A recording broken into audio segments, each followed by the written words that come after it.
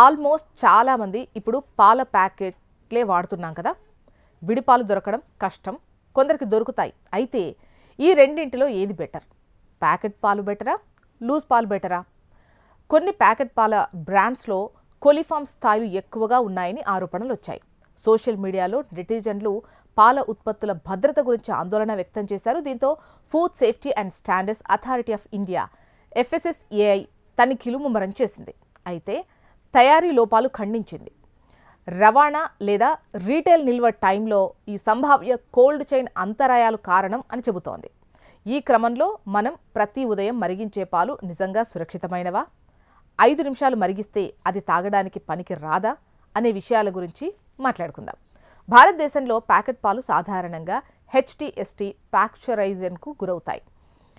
15 సెకండ్ల పాటు 72 డిగ్రీల సెంటీగ్రేడ్ వద్ద వేడి చేయబడి త్వరగా చల్లబడతాయి.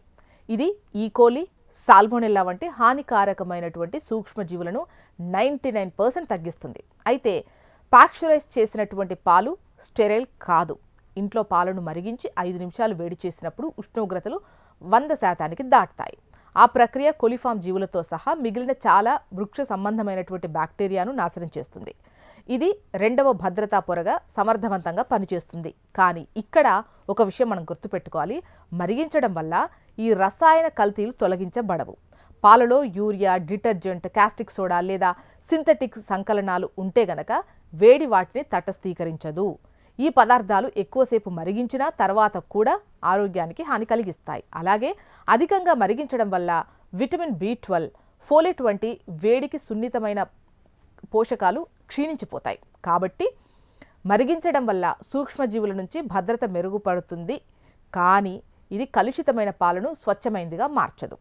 శీతలీకరణ విఫలమైతే సరిగ్గా పాక్చరైజ్ చేయబడ్డ పాలు కూడా సురక్షితం కాదు. ఎందుకంటే 5 డిగ్రీస్ నుంచి 6 డిగ్రీస్ మధ్య బ్యాక్టీరియా వేగంగా పెరుగుతుంది.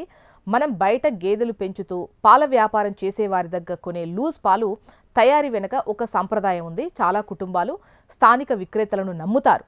పచ్చి పాల రుచిని వారు ఇష్టపడతారు, కానీ పచ్చి పాలు పాక్చరైజ్ చేయబడవు. ఇది క్యాంఫిలోబాక్టర్, ఈకోలి, సాల్మొనెల్లా వంటి వ్యాధికారకాలను కలిగి ఉంటుంది. మాన్యువల్గా పాలు పితికే టైంలో పరిశుభ్రత కాలుష్య స్థాయిలను ప్రభావితం చేస్తుంది, ముఖ్యంగా ఈ పేడతో సంబంధం ఏర్పడితే. ఇక ప్యాక్ చేసిన పౌచ్ పాలు ప్రామాణిక పాక్చరైజేషన్ పరీక్షకు లోనవుతాయి. ఇవి పర్యావరణ కాలుష్యం నుంచి సీల్ చేయబడి కొలిచిన పరిణామాలు లభిస్తాయి.